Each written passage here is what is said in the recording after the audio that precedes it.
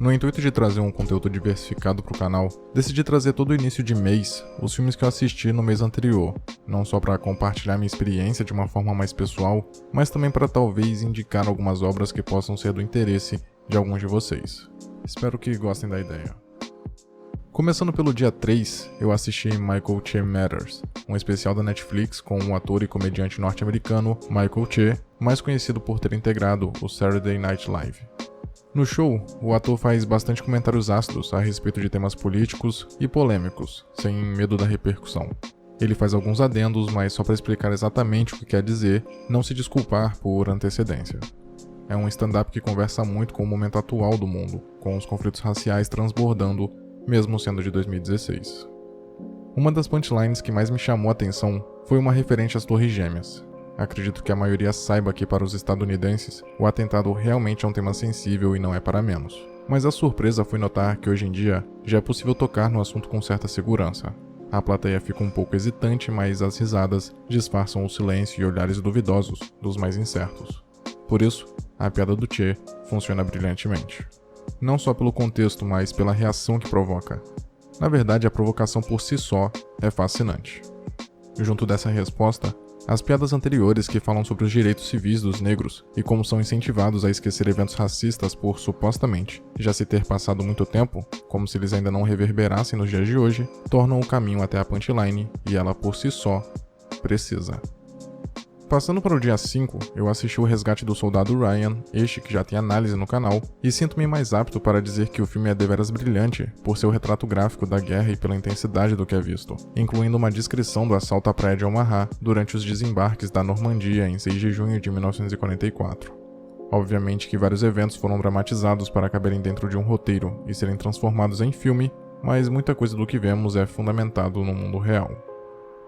Na primeira vez que eu vi esse filme, eu era mais novo e não tinha desenvolvido um senso crítico mais aguçado, então só tinha ficado impressionado com a cena inicial com cerca de 27 minutos frenéticos, um plano sequência bem executado, mostrando a visceralidade dos horrores da guerra e com um final que é bem comovente, até para quem não presta muita atenção aos eventos anteriores. O Spielberg sabe construir laços que por si só já falam bastante. A relação dos soldados, que começa relativamente impessoal e gradativamente se torna particular devido a um objetivo controverso, salvar apenas um homem, é fascinante. E os momentos finais, que completam a cena inicial, talvez não deixem as pessoas que não vivenciam aquela cultura com os olhos marejados. Afinal, o filme é claramente uma ode à própria cultura. Uma maneira nada sutil de mostrar como o país é virtuoso por abraçar e valorizar seus soldados, expondo-os como homens de honra e temíveis para os inimigos. Porém, de qualquer forma, é um desfecho emocionante devido a toda a carga dramática que faz questão de apresentar. No dia 8, assisti outro stand-up comedy, este chamado Dave Chappelle, The Age of Spin. O comediante em questão também é notável por suas passagens pelo Saturday Night Live, provavelmente a maior referência de humor da televisão mundial, porém com uma maior tradição no ramo, que se estende a vários programas de TV e filmes. Inclusive neste show, o ator fala como está feliz por retornar aos palcos e a plateia o responde positivamente, claramente entusiasmados por estarem diante de um dos grandes nomes da comédia. Chappelle comenta várias vezes durante o especial como foram frustrantes suas tentativas de fazer humor em outras mídias. Ele fala sobre como o stand-up é algo diferente, o único lugar que lhe permite ser autêntico como vemos neste caso, e ter a liberdade de testar, de experimentar sem medo de ser repreendido. É interessante acompanhar seus relatos, intercalados com as histórias de quando interagiu direta ou indiretamente com O.J. Simpson, inicialmente um mentor distante para ele, sobre a indústria do entretenimento e Hollywood, e como até mesmo para ele, um comediante de sucesso e experiência, é difícil se encaixar. Dentre várias piadas memoráveis, a que mais me chamou a atenção e a que o comediante inicia no começo da apresentação para encerrar apenas mais tarde no show, relacionando com um de seus ídolos no ramo da comédia, é sobre um super-herói cujo poder principal é um tanto quanto controverso. Sem dúvidas, é um stand-up que faz mais sentido para quem já conhece o comediante e os bastidores de suas passagens por filmes e diversos programas de TV. Porém, os relatos são contados com a preocupação de serem acessíveis até para alguém que está o conhecendo através desse show. Já no dia 10, outro que já tem análise no canal, reassisti O Homem que Copiava, filme que marcou grande parte da minha infância devido às suas reprises na TV aberta, mas que eu nunca tinha parado para realmente prestar atenção. Esse longa eu assisti em live, até para finalizar o texto da análise, e foi uma experiência muito mais divertida. poder comentar sobre a narração exagerada e compartilhar reações com os momentos tensos, engraçados e principalmente relacionáveis, foi indescritível. Esse ponto da identificação é sem dúvidas o que mais me prendeu ao filme, o que é comum e imediato em produções brasileiras. Por mais que o longa não retrate meu bairro ou cidade, por exemplo, só o fato de ver a cultura que eu conheço, do meu país em tela, com gírias, maneirismos, o típico jeitinho e precárias condições que faz um adolescente ter a brilhante ideia de falsificar dinheiro, no único momento plausível, visto que a tecnologia era bem recente na época, é fascinante de um jeito bem único. Mesmo o sotaque estranho que o Lázaro Ramos precisa forçar para nos convencer de que é de Porto Alegre, não é o suficiente para nos tirar do filme, por mais que provoque ocasionais risadas.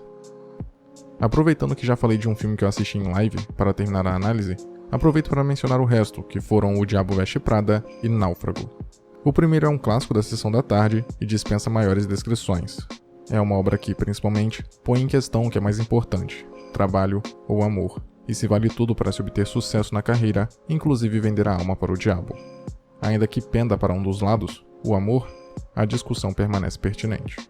Já Náufrago, tirando o fato de ser uma enorme propaganda da FedEx, é interessante por nos mostrar praticamente a história de um homem só. Por mais que tenham outros personagens, o protagonista permanece boa parte da exibição isolado em uma ilha, aprendendo a sobreviver com expectativas de um dia sair dali. O desfecho não é exatamente triste porque o protagonista aprende uma lição valiosa, porém, perde justamente aquilo que lhe mantinha esperançoso, na ilha. Também reassisti It a Coisa, o remake de 2017 em live, e só confirmei o que já pensava anteriormente. É problemático em alguns aspectos, principalmente na sexualização sutil da personagem feminina, mas o terror é muito bem construído e durante boa parte da exibição é eficiente em deixar o espectador aflito.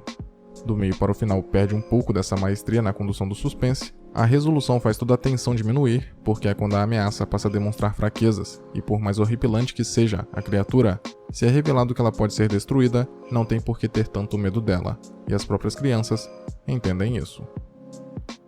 Vi finalmente por inteiro Tá Dando Onda, também em live, e eu não poderia iniciar esse comentário sem exaltar a dublagem, que é simplesmente espetacular.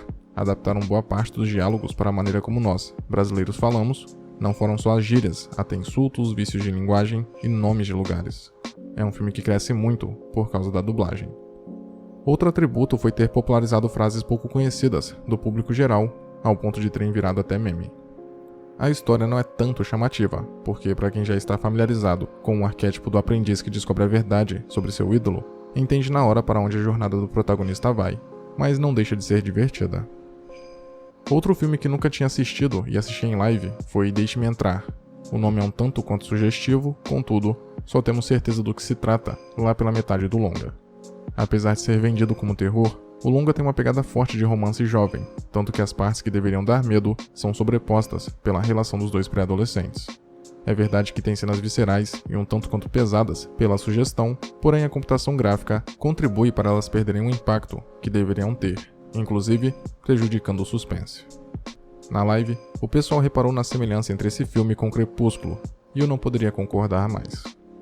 Ainda em live, assistimos a trilogia Matrix, ficou faltando Animatrix, mas já tá na agenda, Homem-Aranha no Aranhaverso, que eu já tinha assistido no cinema inclusive, porém, a experiência de assistir em live foi muito mais gratificante, a trilogia John Wick, que dispensa elogios por suas coreografias fascinantes de luta, apesar do 3 ser um pouco abaixo da média, Interestelar, que é impecável, tirando a cena de explicação do buraco de minhoca, Click, uma das grandes obras-primas do Adam Sandler, emocionante e engraçado na medida certa, e Corra, já um dos clássicos modernos do terror subjetivo. Também vimos Kingsman, que similar a John Wick, se sobressai pelas cenas de ação muito bem filmadas e executadas, com coreografias verdadeiramente impressionantes, e eu acho que nem preciso comentar sobre a cena da igreja porque ela já se tornou um marco dos filmes de ação e de espionagem. Já no finalzinho de junho, assisti Jumper, outro desses casos onde apenas tinha visto de relance nas incontáveis vezes que passou na TV aberta, e finalmente parei para entender do que se tratava. Já sabia que era sobre um jovem que descobre ter o poder de se teletransportar, e diferente do que imaginava, ele não era o único. Inclusive tem uma agência secreta que caça esses indivíduos por não aceitarem que existem pessoas supostamente brincando de Deus. O que eu não sabia é que era tão superficial e genérico. Na verdade, divertido como passatempo, mas deixa uma sensação de inacabado no final, além de expressar como o roteiro é conveniente. Ainda reassisti Looper, filme que trabalha com o conceito de viagem no tempo e linhas temporais, e tem uma premissa interessante. No futuro é muito mais difícil matar alguém, esconder um corpo e não ser descoberto. Por isso, criminosos dessa época enviam as pessoas que querem mortas para o passado e os chamados loopers são os encarregados de as matarem. Quando um looper é desligado, ou seja, não precisam mais de seus serviços, o seu eu do futuro é também enviado para o passado para que o seu eu mais jovem mate sua versão mais velha. O conflito surge quando o eu do futuro do protagonista não aceita ser morto porque queria se vingar, fazendo com que o personagem central, interpretado pelo Joseph Gordon-Levitt, tenha que fugir, encontrar seu eu mais velho e matá-lo para ter sua vida presente poupada. A trama não é tão complicada quanto parece, tirando o conceito de linhas temporais que não é bem apresentado, mas a única coisa realmente difícil de entender é como pensaram que seria uma boa ideia colocar a versão do Joseph Gordon-Levitt mais velho sendo Bruce Willis. A maquiagem do primeiro, ao invés de ajudar nesse quesito, só deixa o personagem bizarro, não parecido com o segundo. Terminando junho, assisti o clássico maravilhoso e absoluto O Alto da Compadecida, que se passa no início dos anos 30, acompanhando os protagonistas, Chicó e João Grilo, dois pobres homens que vivem próximos da cidade de Itaperoá, na Paraíba, que conseguem um emprego na padaria da cidade, onde moram o padeiro Eurico e sua esposa Dora, que vive o traindo. A história segue as peripécias de João Grilo, o inteligente da dupla, que está sempre tramando algo para se dar bem, conseguir comida e principalmente uns trocados. Já Chicó, entre uma história surreal e outra, não está bem à procura de um amor, mas acaba se encantando pelas mulheres que passam pelo seu caminho. É assim com sua patroa Dora, algo mais carnal, e depois com Rosinha, filha do Major Antônio Moraes, por quem realmente se apaixona. O Alto da Compadecida não é só um filme memorável pela identificação que um longa nacional automaticamente produz, mas por ser genuinamente engraçado e divertido. Toca em questões sensíveis como a religião, e mesmo assim leva tudo na brincadeira, sempre respeitando a essência dos personagens, como a do João Grilo, que mesmo diante da presença de Nossa Senhora e de seu filho, conspira para tentar se dar bem a todo custo. Eu penso que poderia ficar horas falando sobre como esse filme é incrível e importante para o nosso cinema, mas a verdade é que eu não sei exatamente o que o torna tão fascinante. Só sei que ele é assim. Para finalizar, não posso deixar de mencionar os curtas que todo início e final de live, às vezes no meio, assisto com os seguidores do canal que os sugerem.